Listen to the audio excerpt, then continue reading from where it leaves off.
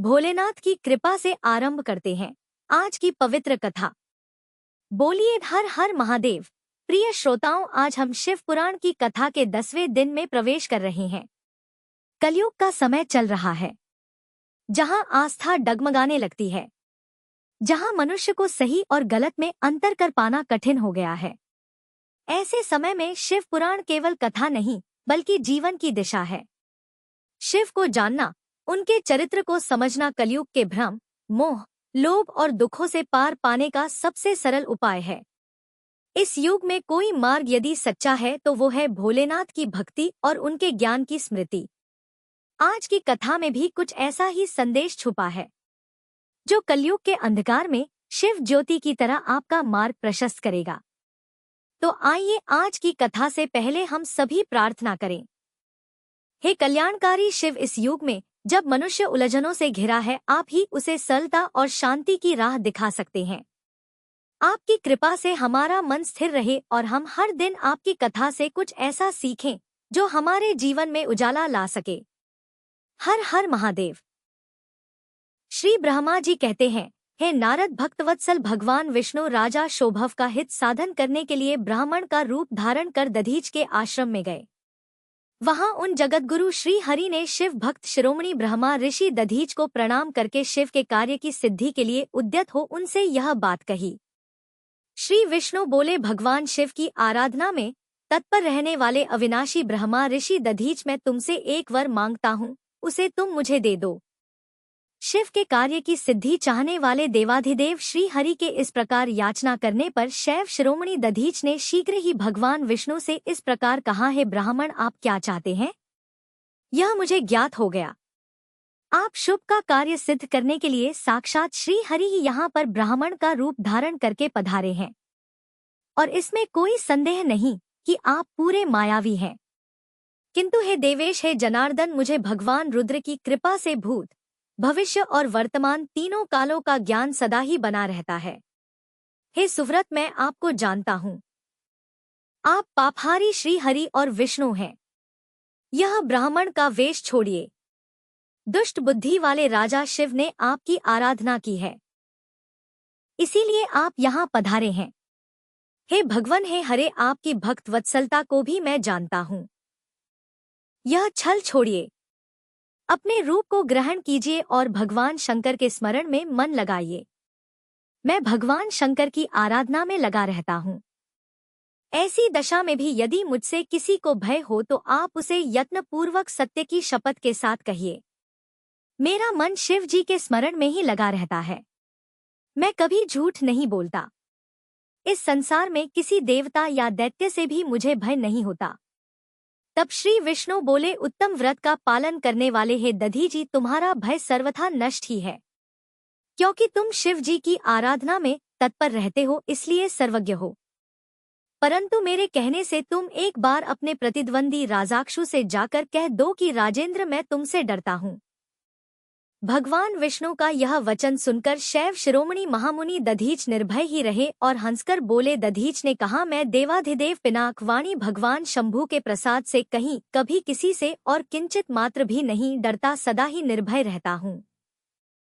इस पर श्री हरि ने मुनि को दबाने की चेष्टा की। देवताओं ने भी उनका साथ दिया, किंतु सब के सभी अस्त्र कुंठित हो गए।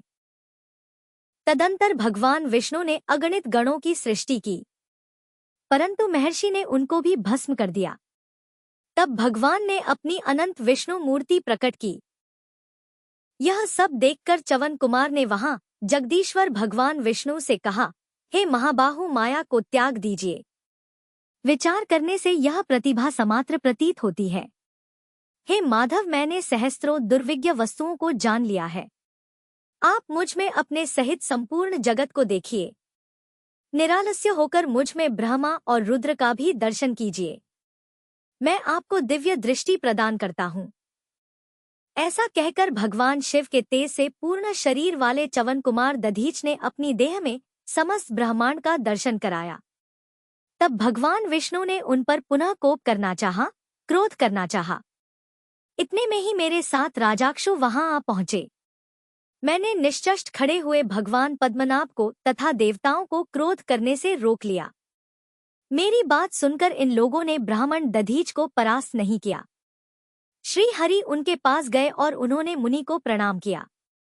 तदंतर शुभ अत्यंत दीन हो उन मुनीश्वर दधी जी के निकट गए और उन्हें प्रणाम करके प्रार्थना करने लगे। शुभ बोले, हे मुनि श्रेष्ठ शिव भक्त शिरोमणि, मुझ पर प्रसन्न होइए। हे परमेश्वर, आप दुर्जनों की दृष्टि से दूर रहने वाले हैं, मुझ पर कृपा कीजिए। ब्रह्मा जी कहते हैं, हे नारद, राजा शिव की यह बात सुनकर तपस्या की निधि ब्राह्मण दधीच ने उन पर अनुग्रह किया। तत्पश्चात श्री विष्णु आदि को देखकर वे मुनि क्रोध से व्याकुल हो गए और मन ही मन शिव जी का स्मरण करके विष्णु तथा देवताओं को श्राप देने लगे। दधीच ने कहा, देवराज इंद्र सहित देवताओं और मुनीश्वरों, तुम लोग रुद्र की क्रोधाग्नि से श्री विष्णु तथा अपने गणों सहित पराजित और ध्वस्त हो जाओ। देवताओं को इस तरह श्राप देकर क्षुभव की ओर देखकर देवताओं राजाओं के पूजनीय ध्वश्रेष्ठ दधीच ने कहा, है राजेंद्र, ब्राह्मण ही बली और प्रभावशाली होते हैं। ऐसा स्पष्ट रूप से कहकर ब्राह्मण दधीच अपने आश्रम में प्रविष्ट हो गए। फिर दधीच को नमस्कार मात्र करके शुभ अपने घर को चले गए। इसके बाद भगवान विष्णु देवताओं के साथ जैसे आए थे उसी तरह से अपने बैकुंठ लोक को वापस लौट गए। इस प्रकार वह स्थान स्थानेश्वर नामक तीर्थ के रूप में प्रसिद्ध हो गया। स्थानेश्वर की यात्रा करके मनुष्य शिव जी का सायुज्य प्राप्त कर लेता है। हे तात, तुम्हें मैंने संक्षेप से शुभ और दधी जी के विवाद की कथा सुनाई और भगवान शंकर को छोड़कर केवल ब्रह्मा जी और विष्णु जी को जो श्राप प्राप्त हुआ था उसका भी वर्णन किया। जो शुभ और दधीच के विवाद संबंधी इस प्रसंग का नित्य पाठ करता है वह अपमृत्यु को जीतकर देह त्याग के पश्चात ब्रह्मलोक को जाता है। जो इसका पाठ करके रणभूमि में प्रवेश करता है उसे कभी मृत्यु का भय नहीं होता तथा वह निश्चय ही विजय होता है। देवर्षि नारद ने कहा, है विधाता, है महाप्राज्ञ, आप शिव तत्व का साक्षात्कार कराने वाले हैं। आपने यह बड़ी अद्भुत और रमणीय शिव लीला सुनाई है। हे तात, वीरभद्र जब दक्ष के यज्ञ का विनाश करके कैलाश पर्वत पर चले गए तब क्या हुआ, यह भी हमें बताइए। तब श्री ब्रह्मा जी बोले, हैं नारद, रुद्रदेव के सैनिकों ने जिनके अंग भंग कर दिए थे वे समस्त पराजित देवता और मुनि उस समय मेरे लोक में आए। वहां मुझ स्वयंभू को नमस्कार करके सबने बारंबार मेरा स्तवन किया। फिर अपने विशेष क्लेश को पूर्ण रूप से सुनाया। उसे सुनकर मैं पुत्र शोक से पीड़ित हो गया और अत्यंत व्यग्र हो व्यथित मन से बड़ी चिंता करने लगा। फिर मैंने भक्ति भाव से भगवान विष्णु का स्मरण किया। इससे मुझे समयोचित ज्ञान प्राप्त हो गया।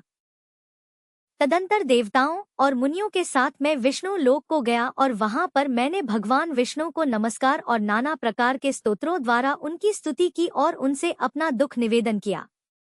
मैंने कहा, है देव, जिस तरह भी यज्ञ पूर्ण हो, यजमान जीवित हो और समस्त देवता तथा मुनि सुखी हो जाए वैसा उपाय कीजिए। देव रमानाथ देव सुखदायक, है विष्णु, हम देवता और मुनि निश्चय ही आपकी शरण में आए हैं। मुझ ब्रह्मा की यह बात सुनकर भगवान लक्ष्मीपति विष्णु, जिनका मन सदा शिव में लगा रहता है और जिनके हृदय में कभी दीनता नहीं आती, शिव जी का स्मरण करके इस प्रकार बोले। श्री विष्णु ने कहा, है देवताओं, परम समर्थ तेजस्वी पुरुष से कोई अपराध बन भी जाए तो उसके बदले में अपराध करने वाले मनुष्यों के लिए वह अपराध मंगलकारी नहीं हो सकता। विधाता, समस्त देवता परमेश्वर शिव के अपराधी हैं, क्योंकि इन्होंने भगवान शंभू को यज्ञ का भाग नहीं दिया। अब तुम सब लोग शुद्ध हृदय से शीघ्र ही प्रसन्न होने वाले उन भगवान शिव के पैर पकड़कर उन्हें प्रसन्न करो, उन्हें मनाओ, उनसे क्षमा मांगो। जिन भगवान के कुपित होने पर यह सारा जगत नष्ट हो जाता है तथा जिनके शासन से लोकपालों सहित यज्ञ का जीवन शीघ्र ही समाप्त हो जाता है, वे भगवान महादेव इस समय अपनी प्राण वल्लभा सती से बिछड़ गए हैं तथा अत्यंत दुरात्मा दक्ष ने अपने दुर्वचन रूपी बाणों से उनके हृदय को पहले से ही घायल कर दिया है। अतः तुम लोग शीघ्र ही जाकर उनसे अपने अपराधों के लिए क्षमा मांगो। विधे उन्हें शांत करने का केवल यही सबसे बड़ा उपाय है और मैं समझता हूँ कि ऐसा करने से भगवान शंकर को संतोष होगा। यह मैंने सच्ची बात कही है। ब्राह्मण, मैं भी तुम लोगों के साथ शिव जी के निवास स्थान पर चलूंगा और उनसे क्षमा मांगूंगा। देवता आदि सहित मुझ ब्रह्मा को इस प्रकार आदेश देकर श्री हरि ने देवगों के साथ कैलाश पर्वत पर जाने का विचार किया। तदंतर देवता मुनि और प्रजापति आदि जिनके स्वरूप ही हैं, वे श्री हरि उन सबको साथ लेकर अपने बैकुंठ धाम से भगवान शिव के शुभ निवास गिरिश्रेष्ठ कैलाश को गए। कैलाश भगवान शिव को सदा ही अत्यंत प्रिय है। मनुष्यों से भिन्न किन्नर अप्सराएं और योगसिद्ध महात्मा पुरुष उसका भलीभांति सेवन करते हैं तथा वह पर्वत बहुत ही ऊंचा है। उसके निकट रुद्रदेव के मित्र कुबेर की अलका नामक महादिव्य और रमणीय पुरी है, जिसे सब देवताओं ने बड़े आश्चर्य के साथ देखा। उस पुरी के पास ही सौगंधिक वन भी देवताओं की दृष्टि में आया, जो सब प्रकार के वृक्षों से हरा भरा और दिव्य था। उसके भीतर सर्वत्र सुगंध फैलाने वाले सौगंधिक नामक कमल खिले हुए थे। उसके बाहरी भाग में नंदा और अलकनंदा, यह दो अत्यंत पावन दिव्य सरिताएं बहती हैं, जो दर्शन मात्र से प्राणियों के पाप हर लेती हैं। यक्षराज कुबेर की अलकापुरी और सौगंधिक वन को पीछे छोड़कर आगे बढ़ते हुए देवताओं ने थोड़ी ही दूर पर शंकर जी के वट वृक्ष को देखा। उसने चारों ओर अपनी अविचल छाया फैला रखी थी। वह वृक्ष 100 योजन ऊंचा था और उसकी शाखाएं 75 योजन तक फैली हुई थी। उस पर कोई घोंसला नहीं था और ग्रीष्म का ताप तो सदा उससे दूर ही रहता था। बड़े पुण्यात्मा पुरुषों को ही उसका दर्शन हो सकता है। वह परम रमणीय और अत्यंत पावन है। वह दिव्य वृक्ष भगवान शंभु का योग स्थल है। योगियों के द्वारा सेव्य और परम उत्तम है। मुमुक्षुओं के आश्रयभूत उस महायोग में वटवृक्ष के नीचे विष्णु आदि सब देवताओं ने भगवान शंकर को विराजमान देखा। मेरे पुत्र महासिद्ध सनकादि, जो सदा शिव भक्ति में तत्पर रहने वाले और शांत है, बड़ी प्रसन्नता के साथ उनकी सेवा में बैठे हुए थे। भगवान शिव का श्री विग्रह परम शांत दिखाई देता था। उनके सखा कुबेर, जो घोकों और राक्षसों के स्वामी हैं, अपने सेवक गणों तथा कुटुंबी जनों के साथ विशेष रूप से उनकी सेवा किया करते हैं। वे परमेश्वर शिव उस समय तपस्वी जनों को परम प्रिय लगने वाला सुंदर रूप धारण करके बैठे थे। भस्म आदि से उनके अंगों की बड़ी शोभा हो रही थी।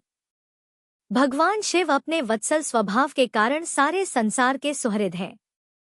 हे नारद, उस दिन वे एक कुशाहासन पर बैठे थे और सब संतों के सुनते हुए तुम्हारे प्रश्न करने पर तुम्हें उत्तम ज्ञान का उपदेश दे रहे थे। वे बायां चरण अपनी दाई जांघ पर और बायां हाथ बाएं घुटने पर रखे कलाइयों में रुद्राक्ष की माला डाले सुंदर तर्क मुद्रा से विराजमान थे। इस रूप में भगवान शिव का दर्शन करके उस समय विष्णु आदि सभी देवताओं ने दोनों हाथ जोड़कर मस्तक झुकाकर तुरंत उनके चरणों में प्रणाम किया। मेरे साथ भगवान विष्णु को आया देख सत्पुरुषों के आश्रय दाता भगवान रुद्र उठकर खड़े हुए और उन्होंने सिर झुकाकर उन्हें प्रणाम भी किया। फिर विष्णु आदि सब देवताओं ने जब भगवान शिव को प्रणाम कर लिया तब उन्होंने मुझे नमस्कार किया। ठीक उसी तरह जैसे लोगों को उत्तम गति प्रदान करने वाले भगवान विष्णु प्रजापति कश्यप को प्रणाम करते हैं। तत्पश्चात देवताओं, सिद्धों, गणाधीशों और महर्षियों से नमस्कृत तथा स्वयं भी अर्थात श्री विष्णु को और मुझको नमस्कार करने वाले भगवान शिव से श्री हरि ने आदर पूर्वक वार्तालाप आरंभ कर दिया।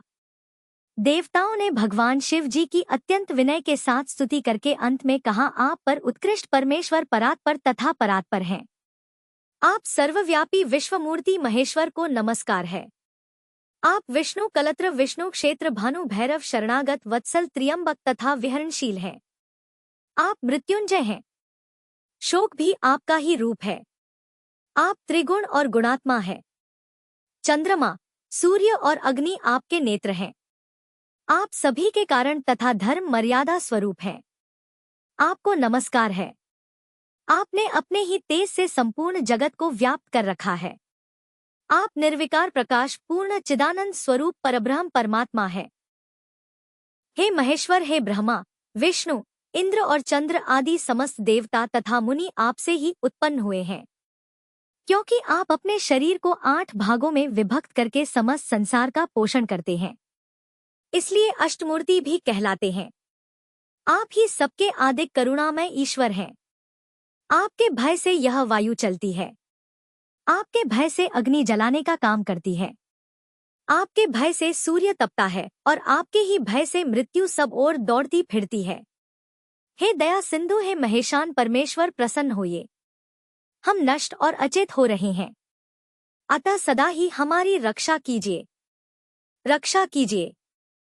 हे नाथ, हे करुणानिधि शंभु, आपने अब तक नाना प्रकार की आपत्तियों से जिस तरह हमें सदा सुरक्षित रखा है, उसी तरह आज भी आप हमारी रक्षा कीजिए।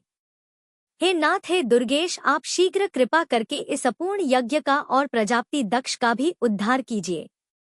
भक्त को अपनी आंखें मिल जाए, यजमान दक्ष जीवित हो जाए, पूषा के दांत जम जाए और भृगु की दाढ़ी मूछ पहले जैसी हो जाए।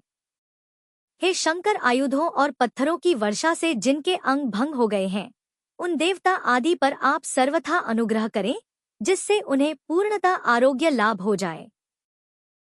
हे नाथ, यज्ञ कर्म पूर्ण होने पर जो कुछ भी शेष रहे वह सब आपका पूरा पूरा भाग हो, उसमें और कोई हस्तक्षेप न कर सके। हे रुद्रदेव, आपके भाग्य से ही यह यज्ञ पूर्ण हो अथवा ना हो। ऐसा कहकर मुझ ब्रह्मा के साथ सभी देवता गण अपराध क्षमा कराने के लिए उद्यत होकर हाथ जोड़कर भूमि पर दंड के समान पड़ गए। ब्रह्मा जी कहते हैं, हे नारद, मुझ ब्रह्मा लोकपाल प्रजापति तथा मुनियों सहित श्रीपति विष्णु के अनुनय विनय करने पर परमेश्वर शिव प्रसन्न हो गए। देवताओं को आश्वासन देकर हंसकर उन पर परम अनुग्रह करते हुए करुणानिधान परमेश्वर शिव ने कहा, श्री महादेव जी बोले, सूर्य श्रेष्ठ ब्रह्मा और विष्णु देव, आप दोनों सावधान होकर मेरी बात सुने। मैं सच्ची बात कहता हूँ।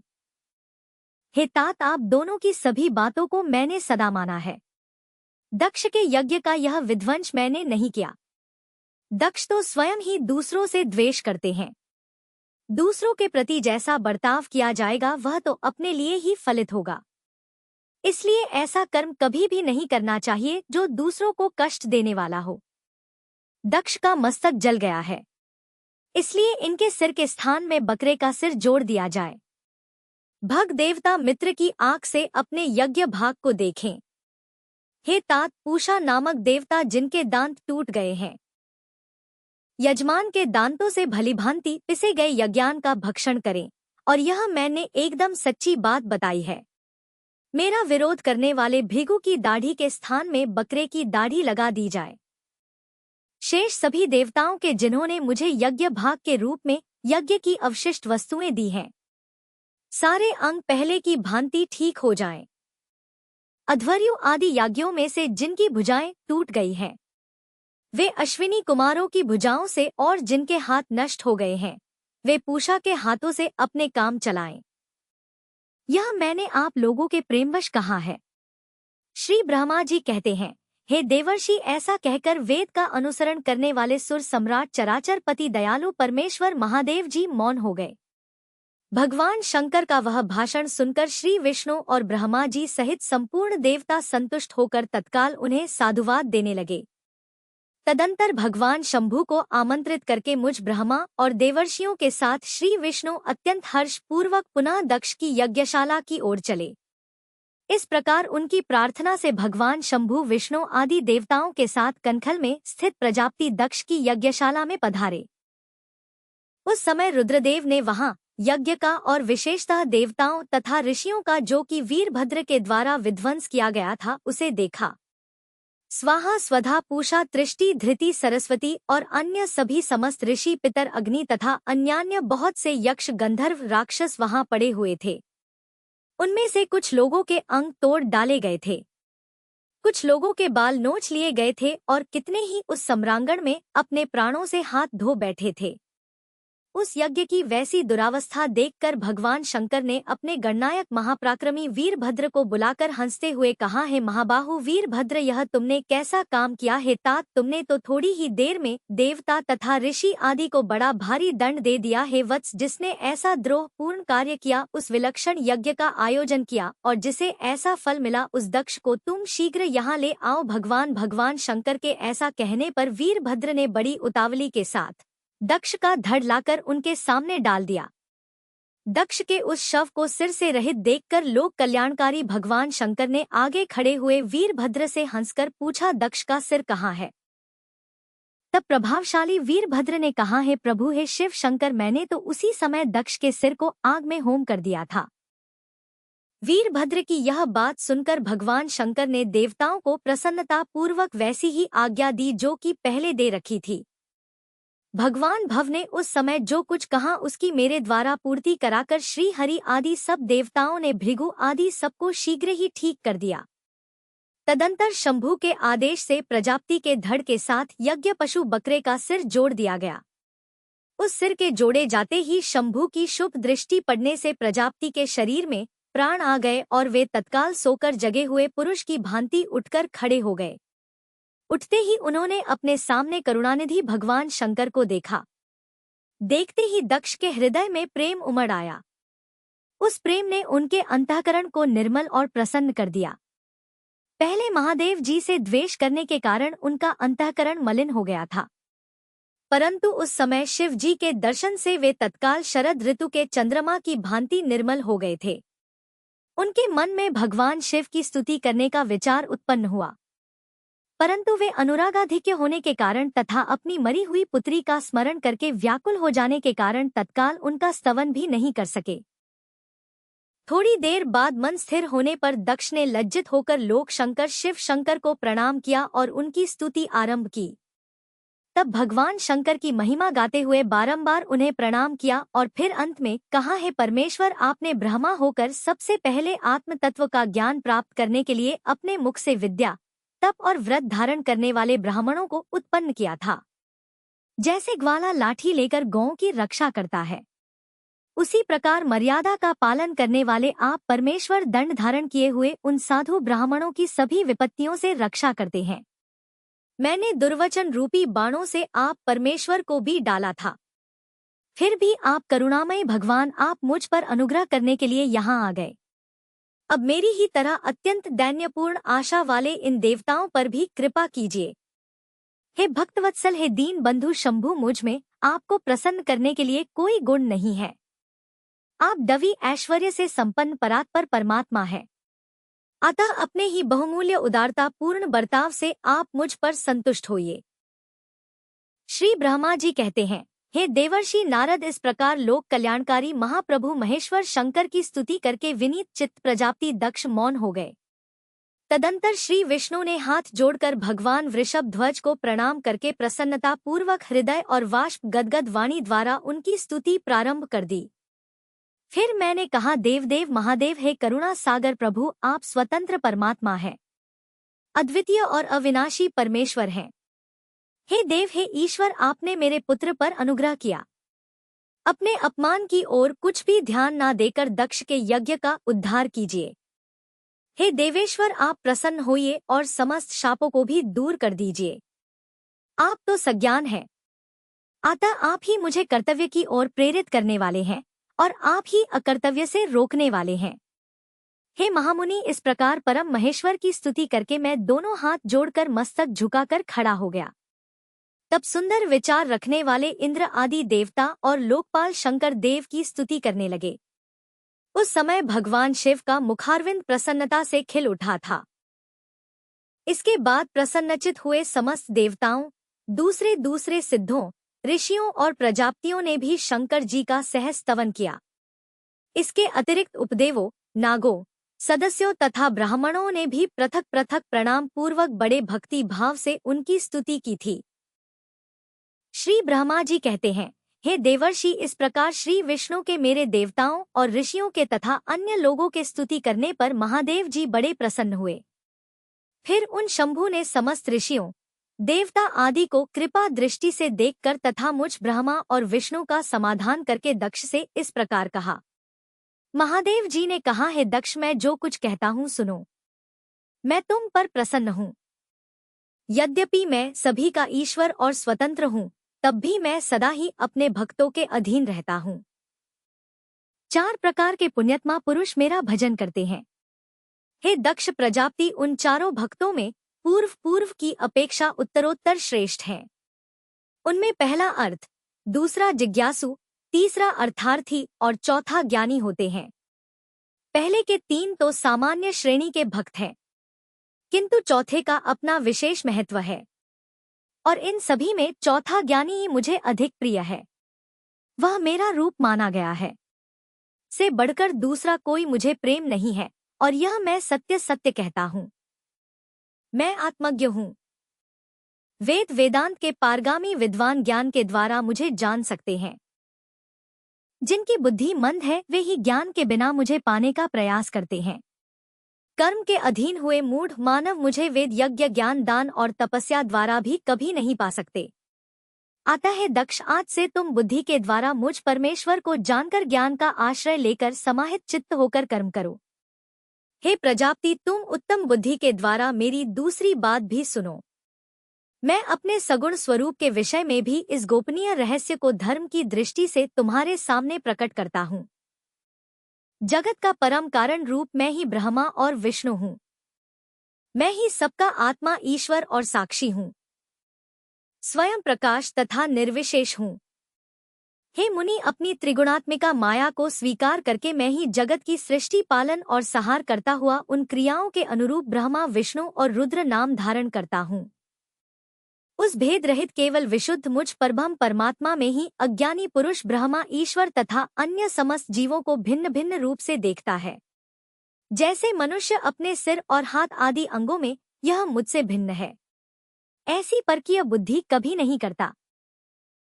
उसी प्रकार मेरा भक्त प्राणी मात्र में मुझ में भिन्नता नहीं देखता। हे दक्ष, मैं ब्रह्मा और विष्णु तीनों स्वरूपत एक ही हैं, तथा हम ही संपूर्ण जीव रूप है। ऐसा समझकर जो हम तीनों देवताओं में भेद नहीं देखता वही शांति प्राप्त करता है। जो नराधम हम तीनों देवताओं में भेद बुद्धि रखता है वह निश्चय ही जब तक चंद्रमा और तारे रहते हैं तब तक नरक में निवास करता है। हे दक्ष, यदि कोई विष्णु भक्त होकर मेरी निंदा करेगा और मेरा भक्त होकर विष्णु की निंदा करेगा तो तुम्हें दिए हुए पूर्वोक्त सारे श्राप उन्हीं दोनों को प्राप्त हो जाएंगे और निश्चय ही उन्हें तत्वज्ञान की प्राप्ति कभी नहीं हो सकती है। श्री ब्रह्मा जी कहते हैं, हे मुनि, भगवान महेश्वर के इस सुखदायक वचन को सुनकर तब सभी देवता मुनि आदि को उस अवसर पर बड़ा हर्ष हुआ। कुटुंब सहित दक्ष बड़ी प्रसन्नता के साथ शिव भक्ति में तत्पर हो गए। वे देवता आदि भी शिव को ही सर्वेश्वर जानकर भगवान शिव के भजन में लग गए। जिसने जिस प्रकार परमात्मा शंभु की स्तुति की थी उसे उसी प्रकार संतुष्ट चित्त हुए शंभु ने वर दिया। हे मुनि, तदंतर भगवान शिव की आज्ञा पाकर प्रसन्नचित हुए शिव भक्त दक्ष ने शिव के ही अनुग्रह से अपना यज्ञ पूर्ण किया। उन्होंने देवताओं को तो यज्ञ भाग दिए ही शिव जी को भी पूर्ण भाग दिया, साथ ही ब्राह्मणों को दान दिया। इस तरह उन्हें शंभु का अनुग्रह प्राप्त हुआ। इस प्रकार महादेव जी के उस महान कर्म का विधि पूर्वक वर्णन किया गया।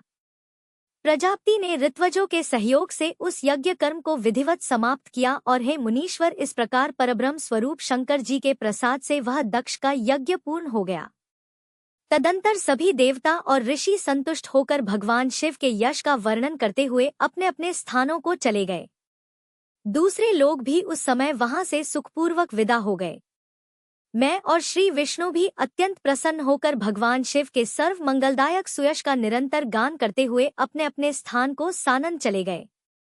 सत्पुरुषों के आश्रयभूत महादेव जी भी दक्ष से सम्मानित होकर प्रीति और प्रसन्नता के साथ गणों सहित अपने निवास स्थान कैलाश पर्वत को चले गए। अपने पर्वत पर आकर शंभू जी ने अपनी प्रिया सती का स्मरण किया और प्रधान प्रधान गणों से उनकी कथा कही। इस प्रकार दक्ष कन्या सती यज्ञ में अपने शरीर को त्याग कर फिर हिमालय की पत्नी मैना के गर्भ से उत्पन्न हुई। यह बात प्रसिद्ध है। फिर वहां तपस्या करके गौरी शिवा ने भगवान शिव का पति रूप में वरण किया और वे उनके वामांग में स्थान पाकर अद्भुत लीलाएं करने लगी। हे नारद, इस तरह मैंने तुमसे सती के परम अद्भुत दिव्य चरित्र का वर्णन किया है, जो भोग और मोक्ष को देने वाला तथा संपूर्ण कामनाओं को पूर्ण करने वाला है। यह उपाख्यान पाप को दूर करने वाला पवित्र और परम पावन है। स्वर्ग तथा यश आयु को देने वाला तथा पौत्र पुत्र रूपी फल प्रदान करने वाला है। हे तात, जब भक्तिमान पुरुष भक्ति भाव से लोगों को यह कथा सुनाता है या सुनता है, वह इस लोक में संपूर्ण कर्मों का फल पाकर अंत में परलोक में परम गति को प्राप्त कर लेता है। देवर्षि नारद ने पूछा, है ब्राह्मण, पिता के यज्ञ में अपने शरीर का परित्याग करके दक्ष कन्या जगदम्बा सती देवी किस प्रकार गिरिराज हिमालय की पुत्री हुई? किस तरह अत्यंत उग्र तपस्या करके उन्होंने पुनः शिव को ही पति रूप में प्राप्त किया? यह मेरा प्रश्न है और आप इस पर भली भांति और विशेष रूप से प्रकाश डालिए। तब श्री ब्रह्मा जी इस प्रकार कहने लगे, हे मुनि, हे नारद, तुम पहले पार्वती जी की माता के जन्म, विवाह और अन्य भक्तिवर्धक पावन चरित्र सुनो। हे मुनि श्रेष्ठ, उत्तर दिशा में पर्वतों का राजा हिमवान नामक महान पर्वत है जो महातेजस्वी और समृद्धिशाली है। उसके दो रूप प्रसिद्ध हैं, एक स्थावर और दूसरा जंगम। मैं संक्षेप से उसके सूक्ष्म अर्थात स्थावर स्वरूप का वर्णन करता हूँ। वह रमणीय पर्वत नाना प्रकार के रत्नों का खान है और पूर्व तथा पश्चिम समुद्र के भीतर प्रवेश करके इस प्रकार खड़ा है मानो भूमंडल को नापने के लिए कोई मानदंड हो। वह नाना प्रकार के वृक्षों से व्याप्त है और अनेक शिखरों के कारण विचित्र शोभा से संपन्न दिखाई देता है। सिंह, व्याघ्र आदि पशु सदा सुख पूर्वक उसका सेवन करते हैं, अर्थात वहां पर विचरण करते हैं। हिम का तो वह भंडार ही है, इसलिए अत्यंत उग्र भी जान पड़ता है। भांति भांति के हैरान कर देने वाले दृश्यों से उसकी विचित्र शोभा होती है। देवता, ऋषि, सिद्ध और मुनि उस पर्वत का आश्रय लेकर रहते हैं और भगवान शिव को वह बहुत ही प्रिय है। तपस्या करने का स्थान है। स्वरूप से ही वह अत्यंत पवित्र और महात्माओं को भी पावन करने वाला है। तपस्या में वह अत्यंत शीघ्र सिद्धि प्रदान करता है। अनेक प्रकार के धातुओं की खान और शुभ है। वही दिव्य शरीर धारण करके सर्वांग सुंदर रमणीय देवताओं के रूप में भी स्थित है। भगवान विष्णु का अविकृत अंश है, इसलिए वह शैलराज साधु संतों को भी अधिक प्रिय है। एक समय गिरिवर हिमवान ने अपनी कुल परंपरा की स्थिति और धर्म की वृद्धि के लिए देवताओं तथा पितरों का हित करने की अभिलाषा से अपना विवाह करने की इच्छा की। हे मुनीश्वर, उस अवसर पर संपूर्ण देवता अपने स्वार्थ का विचार करके दिव्य पितरों के पास आकर उनसे प्रसन्नता पूर्वक बोले। देवताओं ने कहा, है पितरों, आप सब लोग प्रसन्नचित होकर मेरी बात सुने और यदि देवताओं का कार्य सिद्ध करना आपको भी अभीष्ट हो तो शीघ्र वैसा ही करें। आपकी ज्येष्ठ पुत्री जो मैना नाम से प्रसिद्ध है, वह मंगल रूपिणी है। उसका विवाह आप लोग अत्यंत प्रसन्नता पूर्वक हिमवान पर्वत से कर दें। ऐसा करने पर आप सब लोगों को सर्वथा महान लाभ होगा और देवताओं के दुखों का निवारण भी पग-पग पर होता रहेगा। देवताओं की बात सुनकर पितरों ने परस्पर विचार करके स्वीकृति दे दी और अपनी पुत्री मैना को विधिपूर्वक हिमालय के हाथ में दे दिया। उस परम मंगलमय विवाह में बड़ा उत्सव मनाया गया। हे मुनीश्वर, मैना के साथ हिमालय के शुभ विवाह का यह सुखद प्रसंग मैंने तुमसे प्रसन्नता पूर्वक कहा है। अब और क्या सुनना चाहते हो? नारद जी ने कहा, नारायण नारायण, हे विद्वान, अब आदर पूर्वक मेरे सामने मैना की उत्पत्ति का भी वर्णन कीजिए। उसे किस प्रकार शाप प्राप्त हुआ था यह कहिए और मेरे संदेह का निवारण कीजिए। तब श्री ब्रह्मा जी कहने लगे, हे मुनि, मैंने अपने दक्ष नामक जिस पुत्र की पहले चर्चा की है उसकी 60 कन्याएं हुई थी और जो सृष्टि की उत्पत्ति में कारण बनी है। नारद, दक्ष ने कश्यप आदि श्रेष्ठ मुनियों के साथ उनका विवाह किया था। यह सब वृतांत तो तुम्हें विदित ही है। अब प्रस्तुत विषय को भी सुनो। उन कन्याओं में एक स्वधा नाम की कन्या थी जिसका विवाह उन्होंने पितरों के साथ किया था। स्वधा की 3 पुत्रियां थीं जो स्वभा की शालिनी तथा धर्म की मूर्तियां थीं। उनमें से ज्येष्ठ पुत्री का नाम था मैना। मछली धन्या के नाम से प्रसिद्ध थी और सबसे छोटी कन्या का नाम कलावती था। यह सारी कन्याएं पितरों की मानसी पुत्रियां थीं, अर्थात उनके मन से प्रकट हुई थी। इनका जन्म किसी माता के गर्भ से नहीं हुआ था, इसलिए यह अयोनिजा थी और जिनका जन्म गर्भ से नहीं होता उन्हें अयोनिज ही कहते हैं। केवल लोक व्यवहार से वे स्वधा की पुत्री मानी जाती थी। इनके सुंदर नामों का कीर्तन करके मनुष्य संपूर्ण अभीष्ट को प्राप्त कर लेता है।